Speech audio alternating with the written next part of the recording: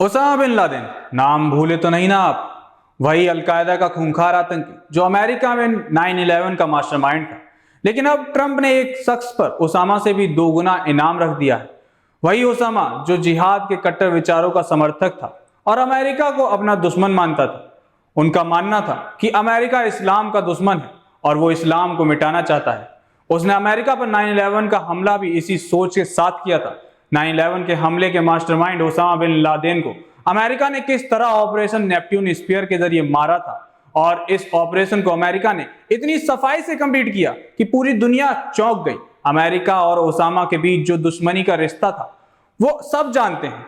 जो तबाही ओसामा ने अमेरिका में मचाई थी, उसके बाद उसको अमेरिका का सबसे बड़ा दुश्मन कहना गलत नहीं होगा।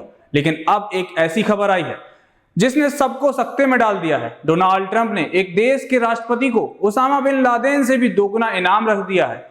चौंक गए ना आप?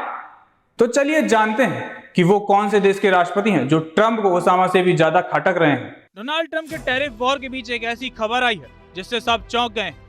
दरअसल अमेरिका ने वेनेजुएला के राष्ट्रपति निकोलस मादुरो की गिरफ्तारी की कोशिशें तेज कर दी हैं।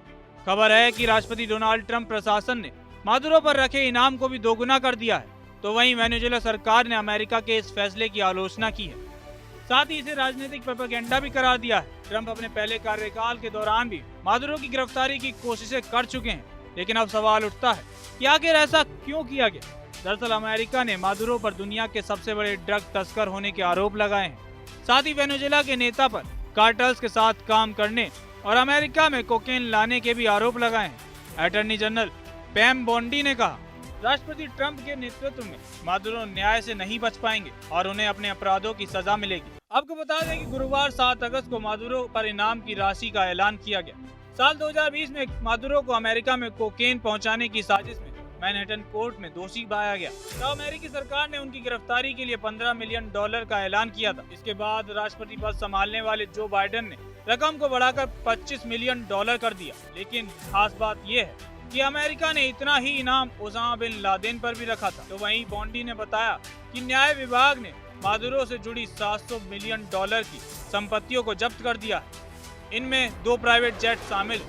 साथ ही उन्होंने ये भी कहा कि लगभग 60 टन कोकेन के तार सीधे तौर पर मादुरो से जुड़े हैं। वेनेजुएला सरकार का रिएक्शन। अमेरिका के इस ऐलान के बाद वेनेजुएला सरकार ने भी अपनी प्रतिक्रिया दी है।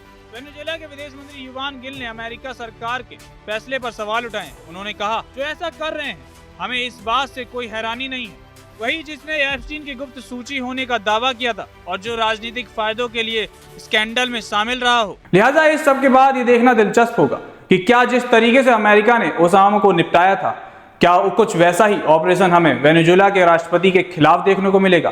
क्योंकि जैसा कि हम सभी को देखने को मिल रहा है कि अमेरिकी राष्ट्रपति डोनाल्ड ट्रंप एक के बाद एक देश को अपना दुश्मन बनाते जा रहे हैं। बहरहाल ये तो देखने वाली बात होगी।